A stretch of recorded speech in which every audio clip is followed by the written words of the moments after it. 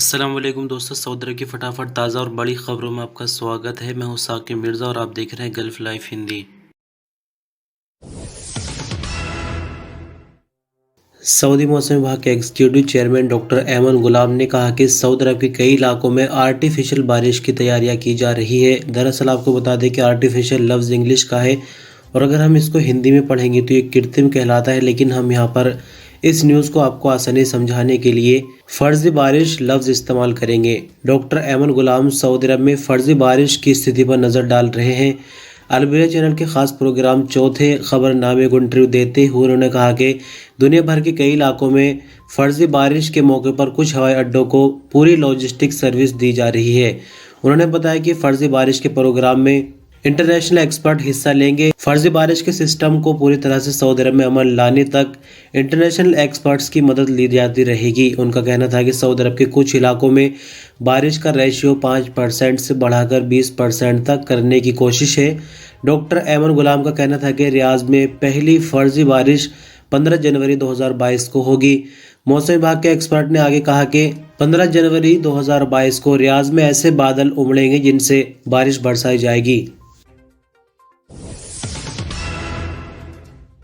Saudi अरब में corona से बचाव के लिए वैक्सीन की दोनों डोज लेना ज़रूरी है। वैक्सीनेशन के बारे में हेल्थ मिनिस्ट्री की ऐप तवक्कलना और सेहती पर स्टेटस अपलोड किया जाता है।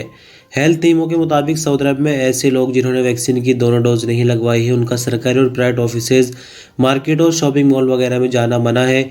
नॉन वैक्सीनेटेड लोगों को सऊदी अरब के अंदर और बाहर सफ़र की भी इजाज़त नहीं है।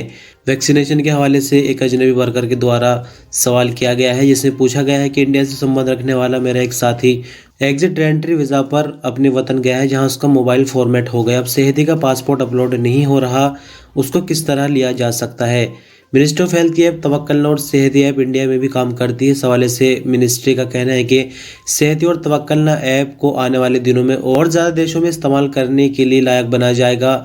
इस स्थिति में जबकि मोबाइल फॉर्मेट हो गया है, इसका हल यही है कि दोबारा सेहती ऐप इंस्टॉल की जाए, क्योंकि ऐप में रजिस्ट्रेशन कराने के बाद सभी डेटा सुरक्षित रहता है। अगर ऐप मोबाइल से अनइंस्टॉल हो जाए तो उसे दोबारा इंस्टॉल करने के बाद पासवर्ड डालने से दोबारा लॉगिन किया जा सकता है। पासवर्ड भूल जाने में फॉरगेट पासवर्ड करके दोबारा नया पासवर्ड फीड किया जा सकता है।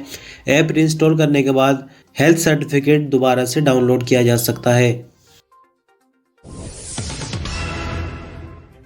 सऊदी मिनिस्ट्री ऑफ हेल्थ में एक्सपर्ट डॉक्टर और कंसल्टेंट डॉक्टर अब्दुल्ला अल असेरी ने कहा कि कोरोना वैक्सीन की दूसरी डोज लेने पर 3 महीने गुजर जाने के बाद तीसरी डोज यानी बूस्टर डोज के लिए अपॉइंटमेंट ली जा सकती है। अखबार 24 के मुताबिक डॉक्टर असेरी ने आगे कहा कि बूस्टर डोज के लिए अपॉइंटमेंट शुरू कर दी गई ताकि फरवरी 2022 के शुरू होने पर भीड़ इकट्ठी ना हो। यहाँ पर गौर करने वाली बात ये होगी कि हेल्थ मिनिस्ट्री की तरफ से इससे पहले बयान में कहा गया है कि दूसरी डोज लगाने के 6 महीने बीत जाने के बाद 18 साल से ज़्यादा उम्र के लोग तीसरी डोज या बूस्टर डोज के लिए अपॉइंटमेंट ले सकते हैं। हेल्थ मिनिस्ट्री ने भीड़ होने से बचने के लिए ये नया फैसला जारी किया है। आपकी जानकारी के लिए बता दें कि सऊदी हेल्थ मिनिस्ट्री की तरफ से सऊदी अरब के शहरी और अजनबियों के लिए फ्री वैक्सीनेशन की सर्विस जारी है। वैक्सीनेशन के लिए हेल्थ मिनिस्ट्री के तवक्कलना और सेहती पर टाइम लिया जा सकता है और 3 महीने के बाद जो तीसरी डोज लगाने की ये नई स्कीम शुरू की गई, इसका मकसद भी यही है कि एकदम से जो वैक्सीनेशन सेंटर है वहां पर भीड़ इकट्ठी ना हो और लोग आहिस्ता आहिस्ता वैक्सीन की तीसरी डोज लगवा लें। सऊदी लेबर मार्केट का जायजा लेने वाले विभाग ने कहा कि साल 2021 की तीसरी तिमाही में सऊदी शहरियों में बेरोजगारी का अनुपात 11.3% रह गया है। सबक वेब न्यूज़ साइट के मुताबिक बीते साल की अगर हम बात करें यानी कंपेयर करके देखें तो बेरोजगारी में 1.9% की कमी हुई है। आंकड़े पेश करने वाले विभाग ने कहा कि सऊदी मर्दों में बेरोजगारी का अनुपात 5.9% है जबकि औरतों में 21.9% है।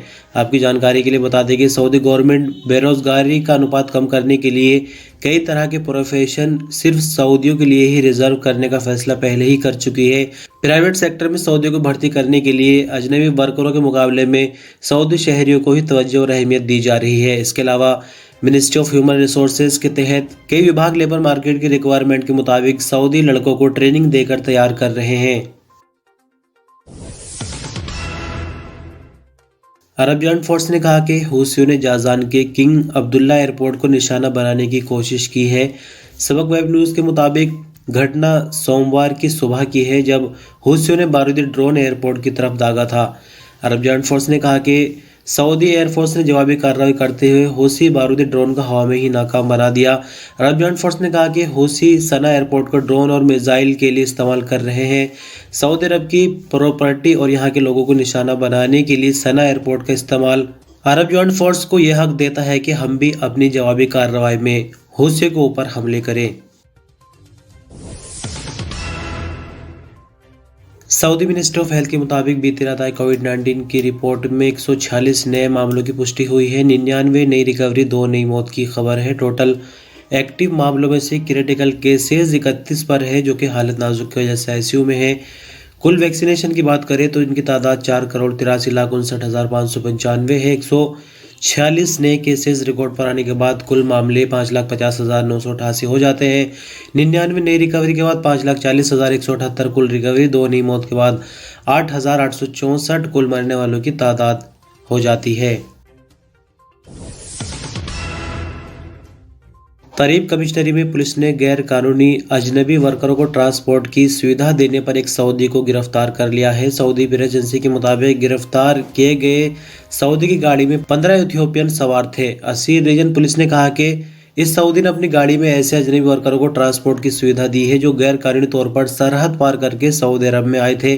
तरीब कमिश्नरी में रोड सिक्योरिटी फोर्स ने शक की बुनियाद पर उसकी गाड़ी को रोका था और उसके बाद चेकिंग करने पर पता चला कि ये लोग गैर कानूनी हैं। असीर पुलिस ने कहा कि गैर कानूनी लोगों को नियमों के मुताबिक सजा देकर सऊदी अरब से हमेशा के लिए बेदखल तो किया ही जाएगा, लेकिन उन्हें ट्रांसपोर्ट की सर्विस देने वाले सऊदी को 15 साल तक की कैद और 10 लाख रियाल तक जुर्माना भी हो सकता है। पुलिस ने कहा कि गैर कानूनी अजनबी वर्करों को ट्रांसपोर्ट की सुविधा देना, उन्हें रिहाइश देना, उन्हें और भी किसी तरह की मदद देना या उनको काम पर रखना संगीन जुर्म है। कसीम पुलिस ने ट्रैफिक वायलेशन रिकॉर्ड करने वाले सिस्टम यानी साहिर को तोड़फोड़ करने के इल्जाम में 2 सऊदियों को गिरफ्तार कर लिया है। कसीम पुलिस के स्पोकमैन ने कहा कि रीजन के एक अहम हाईवे पर साहिर सिस्टम के कैमरे में तोड़फोड़ की रिपोर्ट मिलते ही वारदात करने वालों का पीछा शुरू कर दिया गया था। मुलजिमों की जल्द ही पहचान कर ली गई, जिनकी तादाद 2 थी। दोनों सऊदी अरब के ही रहने वाले हैं। मुलजिम हाईवे पर लगे साहिर के कैमरे को तोड़फोड़ करने के बाद मौके से फरार हो गए थे। स्पोकमैन का कहना है कि मुलजिमों का ख्याल था कि वो कानून की गिरफ्त में नहीं आएंगे, लेकिन उन्हें रिकॉर्ड वक्त में हिरासत में लिया गया। पुलिस स्पोकमैन ने कहा कि दोनों को शुरुआती पूछताछ के बाद कसीम में पब्लिक प्रोसिक्यूशन ब्रांच के हवाले कर दिया गया, जहां से उनका केस फौजदारी की अदालत को भेजा जाएगा। अरब जॉइंट फोर्स का कहना है कि सना के इंटरनेशनल हवाई अड्डे पर टारगेटेड ऑपरेशन शुरू कर दिए गए हैं। मिलिट्री ऑपरेशन बहुत ही नपे तुले अंदाज में किए जा रहे हैं। यानी आपको थोड़ा सा समझा दे कि जिस तरह आपने इसी न्यूज़ बुलेटिन के दौरान सुना कि सना एयरपोर्ट से यानी हूथियों ने सऊदी अरब पर हमला किया, अब उसके बाद जवाबी कार्रवाई जारी है।